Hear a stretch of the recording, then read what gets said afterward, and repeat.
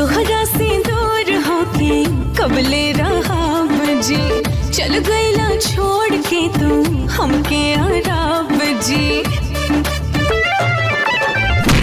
पानी पिया बुआ सरकी रहनी तब बुझे हम कि याद करतानी। दोस्तों आप सभी का स्वागत है अपना भोजपुरी समाचार यूट्यूब चैनल पर। तो दोस्तों आज के इस वीडियो में हम बताने वाले हैं एक सुपर हिट सॉन्ग के बारे में। तो दोस्तों उस सॉन्ग का नाम है पानी पियबू तो सरकी ए रानी, बुझे कि हम याद करतानी। सॉन्ग के बारे में इस वीडियो में हम बताएंगे कि ये गाना कब तक आएगा। तो दोस्तों आप इस वीडियो में लास्ट तक बनेगा। और इसके पहले आप अगर मेरे चैनल पर नए आए हो तो कृपया मेरे चैनल को सब्सक्राइब कर दीजिए। तो चलिए दोस्तों हम उस सुपर हिट सॉन्ग के तरफ ले चलते हैं। तो दोस्तों पानी पियबू तो सरकी ए रानी, बुझिए कि हम याद करतनी। ये गाना बहुत ही सुपर हिट सॉन्ग है और इस गाने में दुबई का खूबसूरत सीन देखने को मिलेगा। और खेसारी लाल यादव के साथ काजल राघवानी भी दुबई में डांस करते हुए नजर आएंगे। और इस वीडियो में दुबई का सीन देखने को मिलेगा और